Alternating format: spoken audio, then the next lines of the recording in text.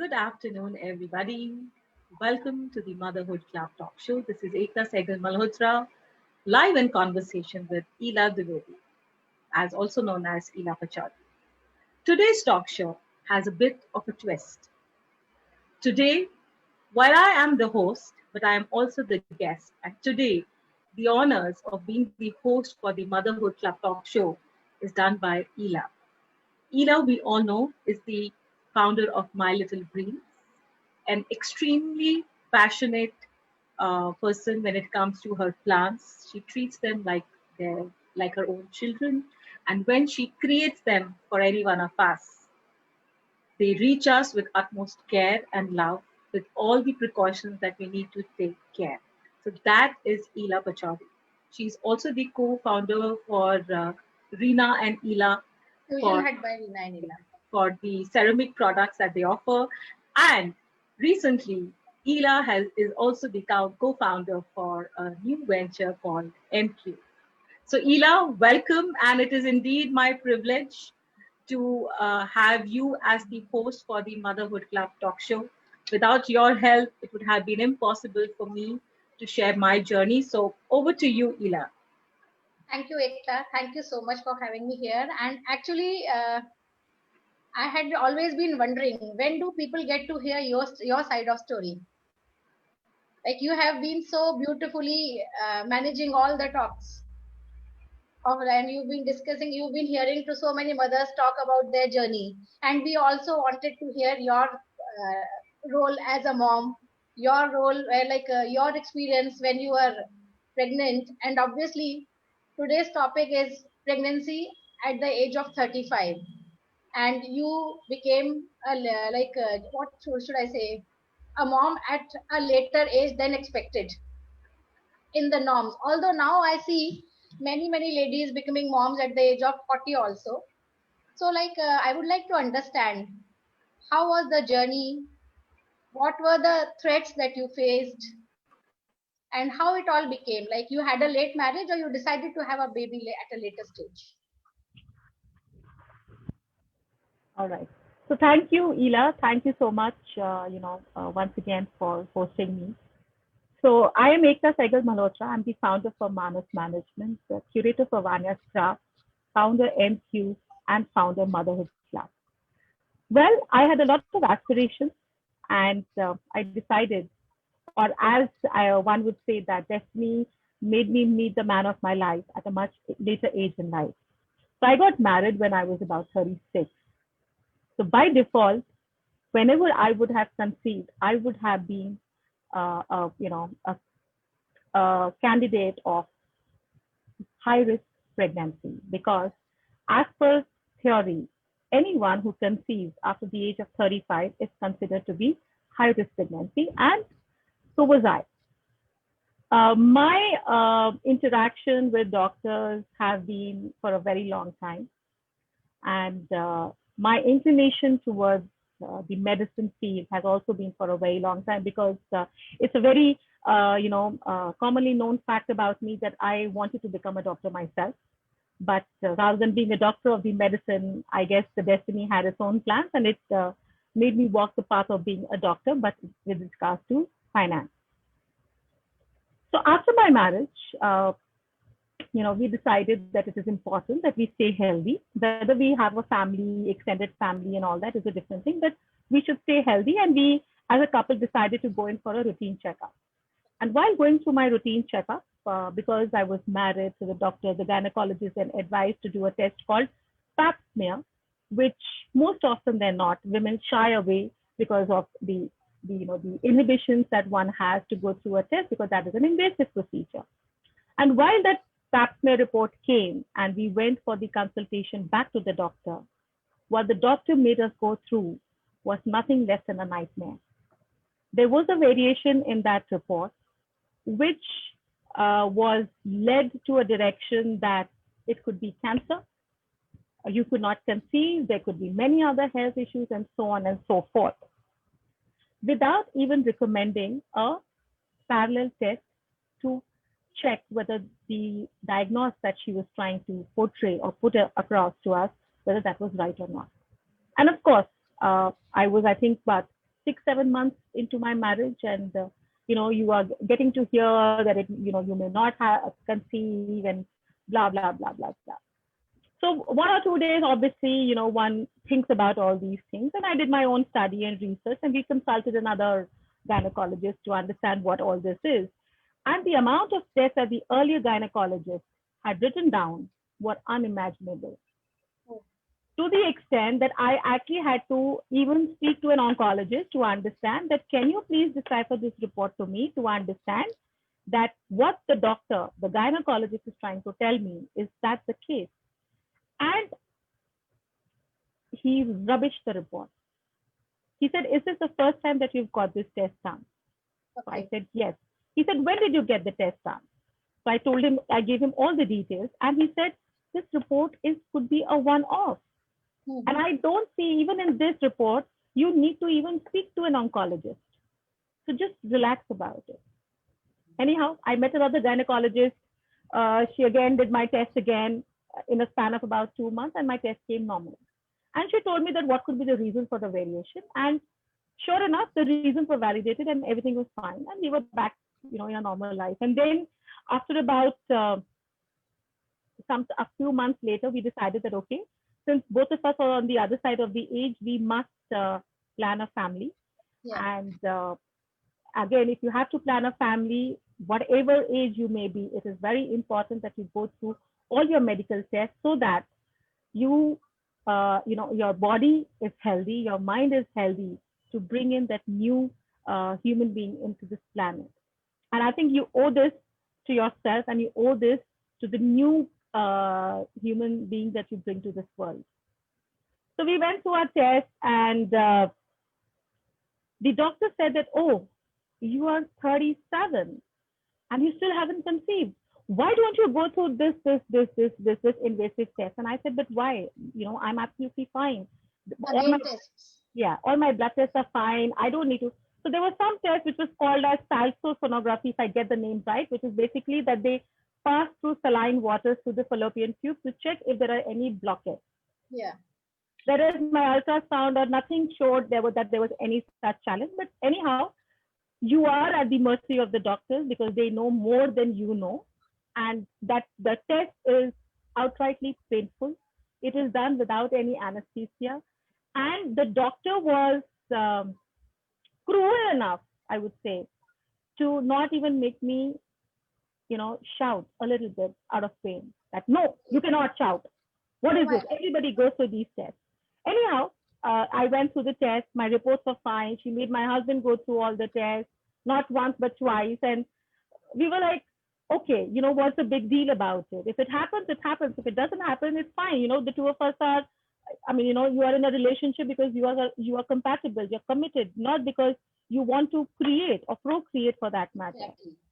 And then in the month of March, I conceived, and we tested at home. The test was positive. We went back to the gynecologist. My biggest mistake that I did not take the cue from this gynecologist, that she's outrightly ruthless and cruel, and I should not go back to her. But just because of convenience, I went back to her just to make sure that the test, that I had done, which is positive, just to validate it and confirm it. When I went back to her and I told her that this is what it is, so the very first question that she asked me was, did it happen naturally? Okay. Did you take medicine, or was it through IVF? And I was looking at her that whenever I went to see her, I never heard her ask these questions to anyone, because she used to be loud enough to be heard at the reception. Why is she asking me these questions? Just because I am, on the other side of 35? And she is the same doctor who had already checked me and had checked all my reports. But yet she made me go through that ordeal. Anyways, as I said that I have a long history of interacting with doctors, I was quite used to it. And so but at the same time, it must have been so stressful for you. Yes, indeed. Isn't it? Who wants to hear such kind of things? And it is not what you say, it is how you say that matters. Exactly. And she could have asked me in a very different way, and it was kept on. She kept on saying, "Oh, because you are beyond 35 and this and that." So it was totally drilled into my mind that just because I am beyond 35, and why are you having the baby so late? So I told her, I said, are you trying to tell me that I should have had the baby before I got married? Exactly. Mm. Why did you say that? Because I got married when I was 36. Oh, so, before you jump to the conclusion, at least ask the right questions. Because Yes. only when you ask the right question will you get the answers, and you will not jump to conclusions. So don't be judgmental just because there are certain thumb rules that are being written. And who have written these books? These are human beings, right? Times have changed. There were times earlier, ideally people say that, the girl should get married by 18 and she should have a baby between the age of 18 to 25. Does that happen in today's time? No. And why No. they say that is because you're the most fertile in that age group. And so is the case for men also. But why is it that the lady always has to go through these kind of questions, and she's pressurized with these kind of inputs and unnecessarily questioning? One more thing here, like not only the doctor fraternity, like a medical fraternity, even your relatives or maybe like people in the society whom you knew must have asked you, or Yes. like they must have scared you to bits. Well, scaring is a different thing, but yeah, after I got married, I think in a month or two's time, there were questions being asked, when are you planning to have a baby, and so on and so forth. And just to take a step further, when we had the first one, then the questions were, when do you intend to have the second one? Exactly. So, I'm sure that each one of them, including your own parents, your family, your friends, they are asked because maybe they think they are concerned. But I guess certain decisions of life are best left to the concerned people, which in this case, Yes, the husband and the wife, whether they exactly. want to have the second one or not. So anyway, so finally, she didn't even bother to retest me, but I insisted, can you do my blood test to validate that the pregnancy is there? I have conceived. So for formality's sake, she did my test, and then she wrote whatever the procedural test that needs to be done. And I was to go back to her for my 8-week scan. That's the first ultrasound that happened. So we went with a very happy mind. First, she did not let my husband in the room. That no, he will stay out. So I told her, I said, why not? I guess it's not, it's fine. The husband can be. It's no stranger who's coming along with me. Anyways, she did my ultrasound, and she had an expression on her face that like a big question mark. So I asked her, I said, what happened? There is no heartbeat. I said, Oh God. okay, so what does that mean? There is no heartbeat, आप DNC करा लो. So Acha. I'm like, can you call my husband inside? Because I knew the term what DNC means. So I knew exactly what she was talking. So I asked her, I said, can you please explain that the heartbeat is not there? What are you trying to say? No, pregnancy है, but कुछ अजीब है. ऐसे लग रहा है कि कुछ flesh है, कुछ fat है वहाँ पे. I said, okay. I said, can you call my husband in? She said, no, he cannot come inside. I said, anyhow, can I have my report? I took my report and I walked out and I told my husband, let's go back home. Way back, I was doing my research and I told my husband that this is what she told me. So he said, then so क्या करना है? I said, कुछ नहीं करना. Let's just go home. We went home. We spoke to our family. I spoke to my mother. I spoke to my sister-in-law, and we then spoke to a very senior gynecologist who had been delivering babies from the time when my mother got married. A very, very senior doctor. And I spoke to her, and she asked me just 3 questions. Do you have the symptoms? Yeah. Was your menstrual cycle always to the T? No. How are you feeling? Happy. She said, good enough. Wait for a week or 10 days, because if the heartbeat is not visible at the 8-week test, we normally advise, knowing that the symptoms are there Yeah. and you have missed your period, that you wait for a week or two and then retest yourself. Okay. And that is what I read, and she validated that. Sure enough, and another thing that she said is that when you get your retesting done, do not go to a gynecologist who also does sonography. Go to the specialist. Go to an imaging center and get this done. Yeah. I did, and sure enough, 1.5 weeks hence, when we went back to get the testing done, and the moment the sonographist put the probe on my stomach, the heartbeat was loud and clear. And today that heartbeat is going to be 4 years old. Amazing. burn at the same time that she was. And but had I not taken a second opinion, had I not gone with my instinct, which I have shared earlier in one of the talk shows here, we probably would have got succumbed to the pressure that the doctor had put us.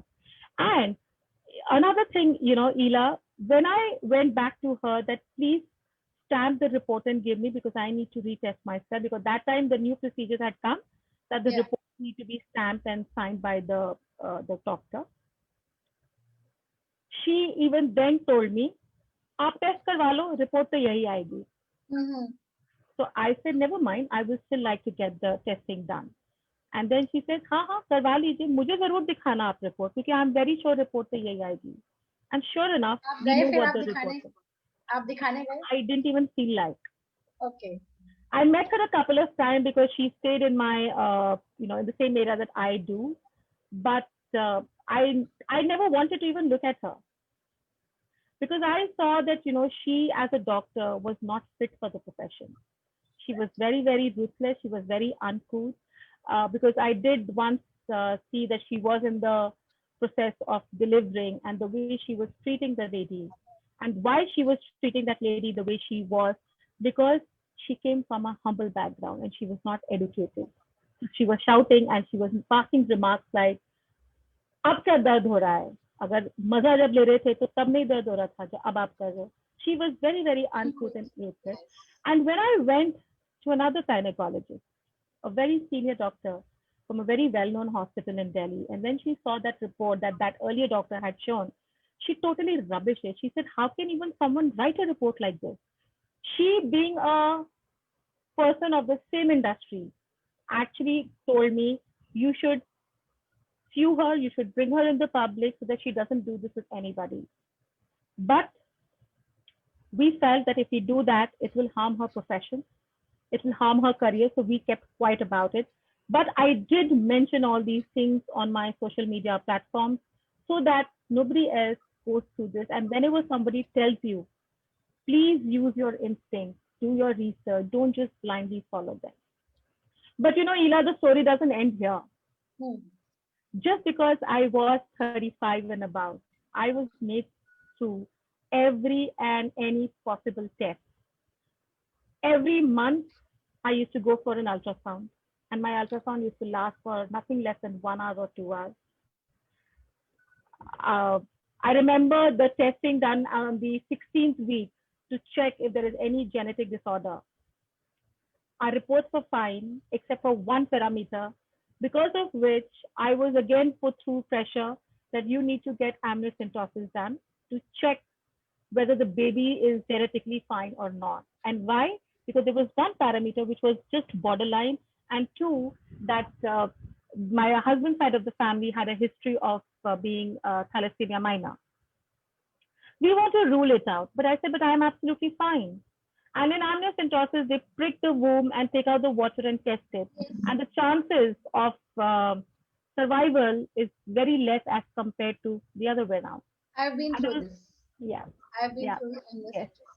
And then there was another test, fortunately, called NIPT, which is a non-invasive procedure where they take a normal blood test and they test you. But that costs almost 4 times the cost that amniocentesis does. We got the test done because we want to be sure in every way, but the amount of pressure that it put us. But I sailed through that with a smile on my face. No matter whether I was feeling nausea or I was feeling tired, I did all my chores. I used to do all my housework. I used to cook. I used to be on my toes. I used to be active, except for the last month where I was advised to rest because my water fluid was very high. And then God said, okay, when you have been through all these tests, why not one more? And my daughter decided to be breech in the womb. And because of being a breech baby, it was advised that I need to go through cesarean, a C-section. My tolerance of pain is very less. And I guess somewhere I used to always say that, a normal delivery is not my cup of tea. So I guess the universe was listening and it created it in such a manner that there was no choice left but to have a C-section. And we were planned to have a C-section on 10th of November, 1 week before I would complete my 40 weeks. Yeah. And my anniversary is on 3rd November, and 10th November was when the date was decided. On the 2nd of November, I developed rashes all over my body, and I was itching very badly. Went to the doctor, again went through all the tests, liver tests, and so on and so forth. Somebody also said that, oh, it could be a boy because, you know, when the testosterone levels go very high, it could be because of that. Anyhow, finally, I went to the doctor on the 7th evening and I said, doctor, I cannot bear the itching. It is just unbearable and I am not, I mean, you know, I cannot take medicine. So what? She said, okay, let's get the baby out. So 7th night, it was decided that tomorrow morning, we will perform the procedure. And of course, the cesarean was done and Vanya, as we have named her, was born. And true to her name, I guess Vanya means the gracious gift of God. And indeed, she is a gift of God, because if I went through all those challenges, she also went through, you know, those multiple scans. And, you know, she used to be very, I would say, camera shy then, because she would never show up so easily while all my scans were done. And my sonographer, who was a fetus expert, used to always say that, you know, this baby is really going to trouble you because she or he is already troubling you. I said, anyhow, whatever the case may be. So that was my journey. And, you know, we had one of our speakers who spoke about that conceive when you're comfortable. Complications can occur any time, just a few days back. And she was 26 when she went through all those challenges and, you know, all those complications. I was 37. So by the time I delivered, I was 38. Now, the question is that just because you are 35 or plus, does that mean that you need to go through so much? Not at all. You know, and I was the person who was a happy-go-lucky person all throughout my 9 months of pregnancy. I did everything possible. I socialized. But I'm sure there must have been a roller coaster of emotions. Like sometimes you're very happy, and then before your test, you were like must have been stressed and waiting for the test reports. Yeah, the NIPT. Yeah. On your emotions. Yes. Isn't it? The NIPT report was the most stressful because it took almost 3 weeks to come, and you know, that was leading to the 20th week of pregnancy, which is where one decides. Though heart of heart, I was always sure that no matter what, the baby is protected, the baby is safe. But what would be the result?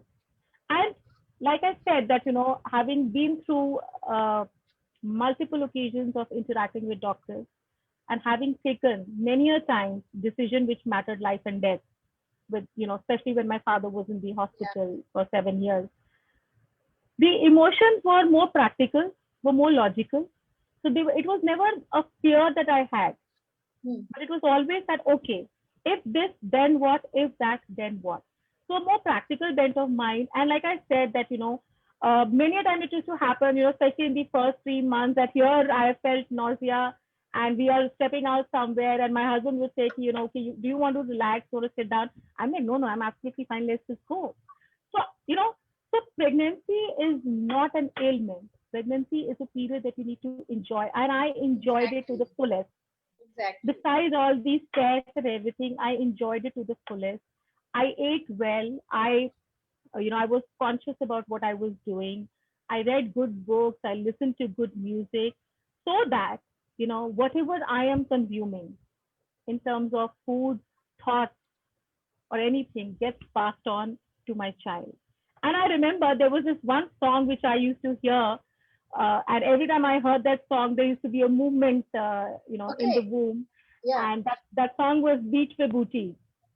And Chitiya Kalaiya, because the day I came to know that I had conceived, I was learning dance at that time. Okay. I was learning hip hop and I was learning Bollywood, and I was jumping away to Chitiya Kalaiya. And so later, when my daughter was born, every time she heard this song, there used to be like, you know, some movement that she would show. So it is actually right that the baby does listen to actually, what you it responds. Yes. And baby also responds to your moods. Yes. Yes. I have noticed that personally in my own during my own pregnancy. These two things actually mattered the most. That like it used to respond the like pupul. not the baby now. So she used to respond to music, and she used to respond to my emotions. If there were some days when I was upset, then she used to lie low. If I was on a high, she used to kick around.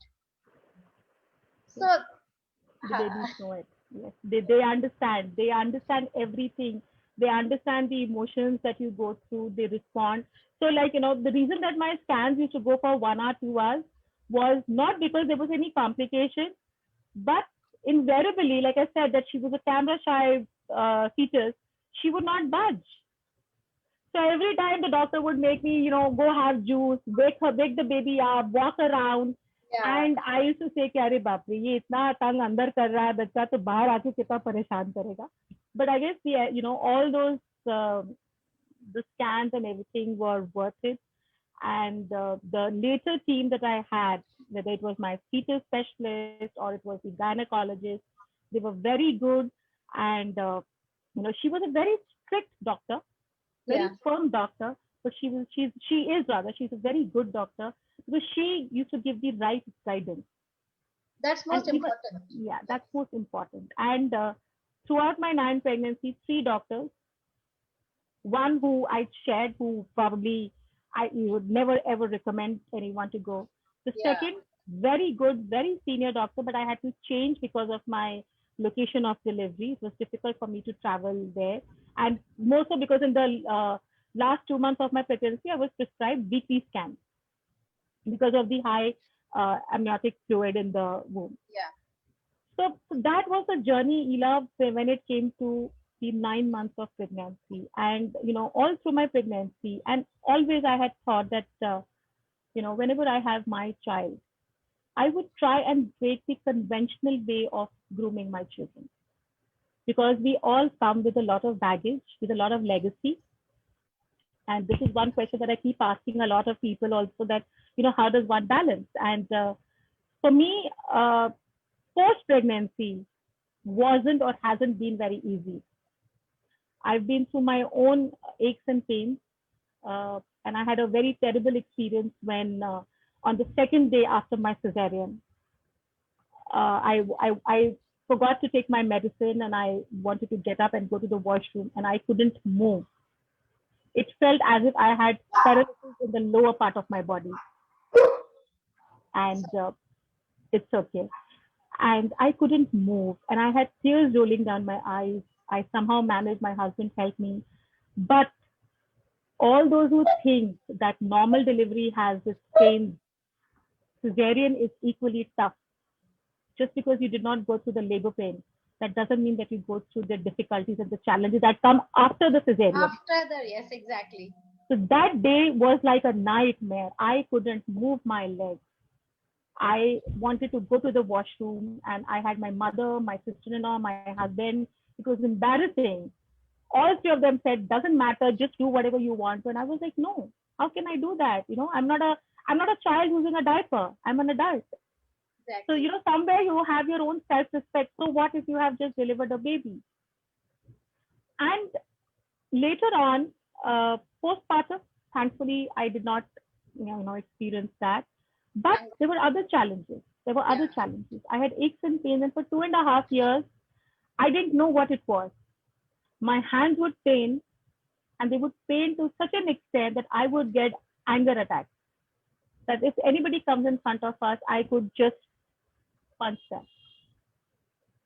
And I didn't bother because I thought maybe because the baby is sleeping on my arm, so it is because of that, or you're not getting rest, so it is because yeah. of that, without realizing that this could be something else. And then eventually, when it reached to a point that I could not even hold a cup of coffee, I went to a doctor to understand what it is. I went to an orthopedic, gave me some painkillers, nothing happened.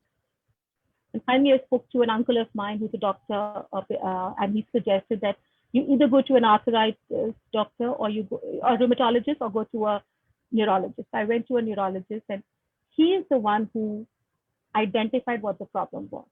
Okay. Many a So, time, yeah, many a time post delivery, there is a lot of water retention that happens, and because of that, you have nerve compression, and okay. that leads to, and for women to have nerve compression is very common because your Carpelton syndrome, as one calls it, and then that leads to the pulling up of the nerve. And he actually told me that, what are you waiting for? For 2.5 years, you've experienced this pain. You should have come to me much earlier. But I was so busy taking care of the child and family and all the other things. And that's when I realized that it's very important to take care of your own health also. So I this took is the the one medicine. thing that people like moms should take care, like keep it in their mind, not to forget themselves. Correct. And most often than not, when you have a baby, your entire life revolves around them. Exactly. Yes. Gradually, I started to make her a little more independent. Independent is a very big word for a 4-year-old. But what I realized, and coming back to the fact about parenting my child, I felt that if I spoon feed her for everything, then I will create a robot. I will Yes. not let her think. I will not let her imagination. So we actually, at the age of 3 months, started reading stories to her, whether me or my husband, and we read stories. Whenever we took out, we showed her things. And I think she was about 18 months where, she had a pictorial book, and wherever we asked her that, Vanya, can you tell us where is the jacket? She would flip through the page and touch the jacket, that this is the jacket. So her recognition became very strong. And then she went to play school, of course. We saw a lot of changes. A lot of people questioned us. Play school at the age of 18 months. And we said, we are just two people at home. How do I incorporate social skills in her? How do I make her understand that there is life beyond mommy and Beyond papa your mom and papa. or Yes. grandparent? In her case, there is just one grandparent. She cannot every day go to the grandparents' house. She cannot every day meet her cousins. But she has to make friends, and which was very, very important. And sure enough, putting her in a play school at 18 months turned out absolutely positive. Learning, of course, social skills. She would barely speak a word or two until she was 2 years old. Yeah. And then we took a holiday where she engaged with her cousins. And then she came back, and then she started talking, and talking like how? But now we have to tell her, can you please keep quiet for some time, because she talks so much. And what we also saw in her is that, where does her interest lie at the current age? What it is going to be later on, I don't know. But we would expose her to as many things as we can in a playful manner. All her teaching is done in a more experiential and playful manner. We saw that she has a flair for art and craft, which is not hidden from many people who would be hearing or who would hear us. And I started inculcating that habit in her. So every day we would do something different. And we also had a parent who spoke that your children are your best teacher. Yes. My mother could not teach me art and craft as much as perfect she is when it comes to art and craft, and I used to hate all of this. We had a school period called SUPW. I used to call that some useful period wasted. I used to hate that class, and whatever I was given, I would do it just little bit, and while away the time, come back home, give it to my mom. Please do this for me, and do it in a manner that it looks that I have done it. And drawing used to go to my father, and I never did it. But I know I was wrong, but I just didn't like it. But when it came to other things, studies, sports, I was doing fine in it. She taught me that how interesting art and craft is. My stress buster today is art and craft. And I also noticed, like I've been seeing your videos with Vanya. Like I saw that one video where you have taught usko model बना के कि एक pupa से caterpillar से butterfly कैसे बनती है. I found it very interesting, very very interesting. वो एक था, and then storytelling हो गया. Like you are involving with her at every step of development, and that's really commendable. Right. So a lot of people have asked me that, you're doing these talk shows, you run your own financial distribution firm. Plus, I'm also part of a women entrepreneur group, and then MCube is there. So how do you get time to be with her? And, we've also had a lot of valid points raised by a lot of people about quality and quantity time. She gets the quality, she gets the quantity. So while I'm here talking to you, she is doing what she likes the most. So I have drawn something for her, and she's doing her coloring. She Okay. will do her puzzles. She's very, very intrigued, and she likes to do puzzles. And that is one very good way of inculcating patience and concentration in children. And the more fun you make the learning experience, the more impact that the child would have, and it will not be the root methodology that we were exposed to. Exactly. What we taught her at 18 months, or what we made her experience at 18 months, even today she remembers that because it was in fun. Masti ki humne. uh, we just created, I mean, we created an activity around it. And now it is so much that whenever there is homework that comes from school, she doesn't feel कि अरे homework आया. She looks forward to her drudgery नहीं है, classes. उसके लिए drudgery नहीं है, वो आराम से खुशी Exactly. खुशी करती है. So she's enjoying it. Of course, as they say never. And with her, there have been many never say never instances. How it is going to be later, I don't know. But as much as we have tried to incorporate things in a very playful and a fun manner. Be it science, be it art and craft, be it numbers. For numbers, like our earlier house had 16 steps. Every time she went up or came down, whether with me or her father, we counted the steps. So today, at 4, she's able to count till 50. She can write till 30. And she's reading well, she's doing things. So some things are way beyond my expectations. But having done all these things, the conventional way does come in, where you lose patience. And I also lose my patience. I'm not a parenting expert. I'm also learning by the book because nobody taught me. I'm learning, how it is. I'm reading, I study, I do my research, I listen to you fellow mothers to understand, what it is all about. Let the child be what the child wants to be.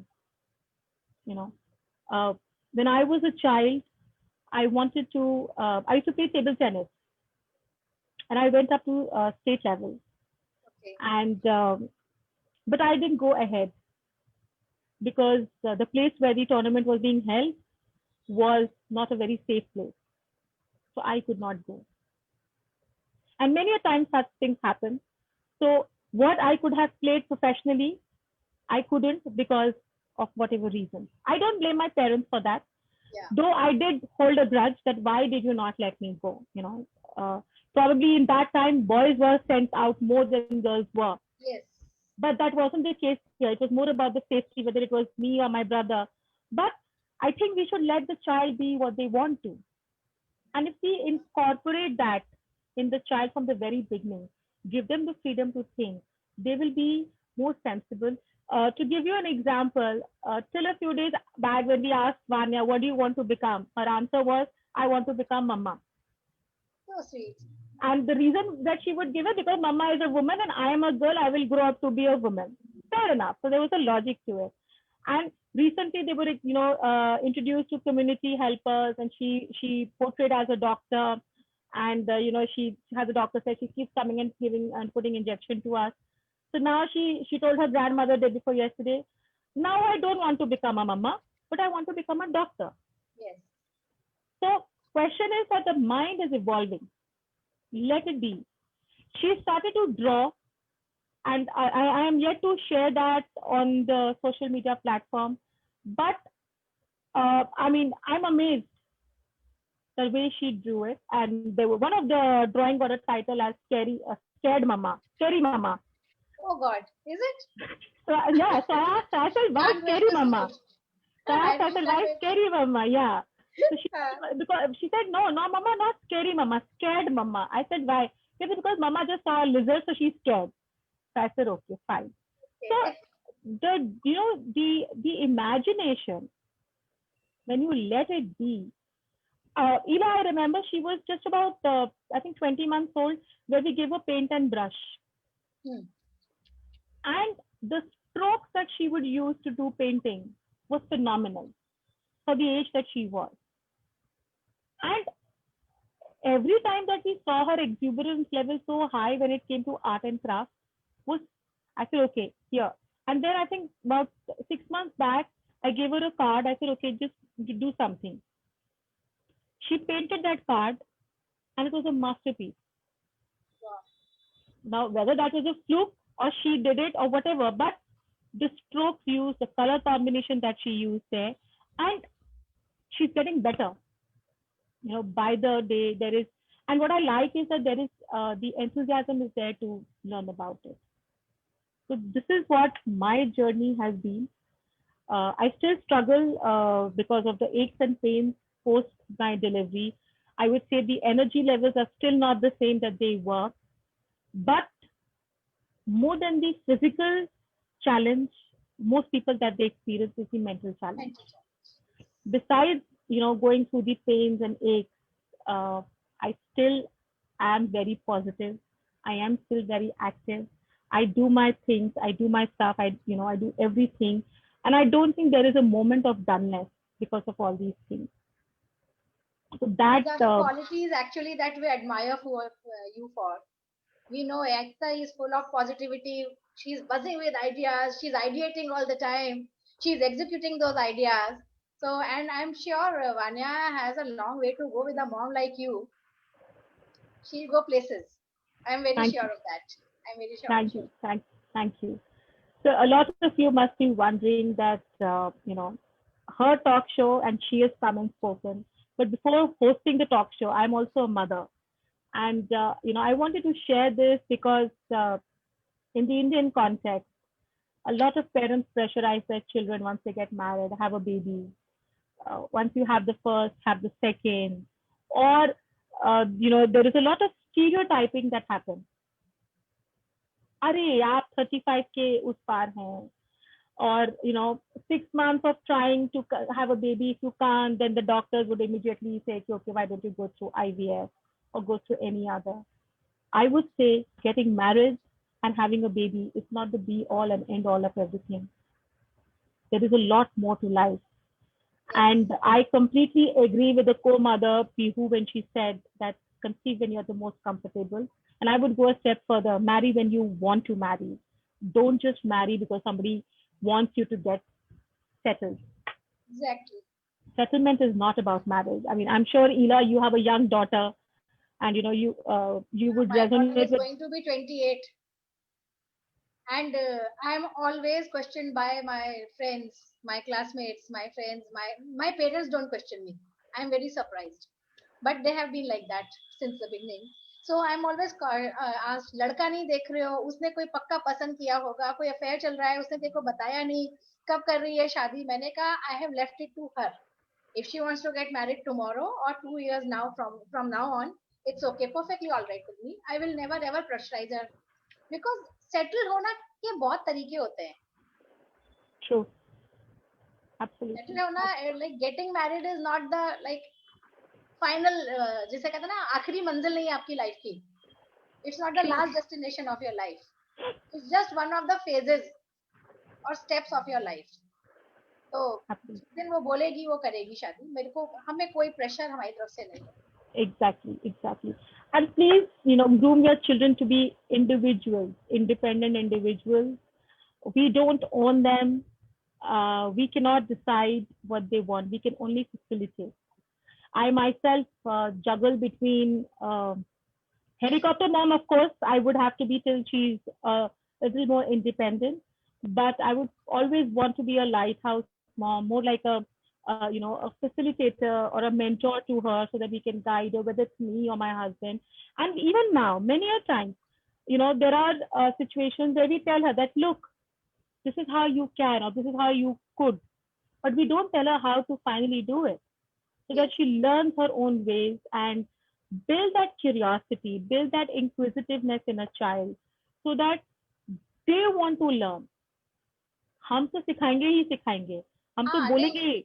उनके अंदर एक analytical approach जो उनके दिमाग में वो डालने के लिए कि हमें उनको छोड़ना पड़ता है. You have to leave them. Leave it to them actually. Yeah, we have to leave them, and just because they are whatever 3, 4, you have to be careful, you have to be protectful, but at the same time, don't overpower. अरे तुम्हें चोट लग जाएगी, तुम्हें ये हो जाएगा, तुम्हें वो हो जाएगा. Let the child be. Let the child explore. Many a times Vanya will come and tell us कि mama ये मैं नहीं कर सकती हूँ. So I told her that word doesn't exist in my dictionary. आप try करोगे तो आपको पता चलेगा आप कर सकते हो कि नहीं कर सकते हो. ज्यादा से ज्यादा क्या होगा, आप गलत करोगे, we will find a way out to it. But आप try तो कीजिए. आपको ये बोल के कि भैया मेरे से नहीं हो रहा है, ऐसे that's the end of it. You know, then there is not. I've seen young moms like always like जैसे बच्चा जब स्कूल जाता है तो रोती हैं, हाय वो बेचारा सुबह उठ के चला गया, अरे तुम भी गए थे उठ के. Like being over protective, और then कि आप वापस आ रहा है तो उसको एकदम उसके आसपास ऐसे एक ब्लैंकेट सा बना दोगे प्रोटेक्शन का. In the end you are not helping them by doing this. Not at all. When Vanya used to go to the play school, especially during winters, there used to be comments by many. बड़ी ठंड है दिल्ली में, कहाँ बेटा ये छोटी सी बच्ची जाती है. सब गए थे, हम भी जाएंगे, आगे भी जाएगी वो.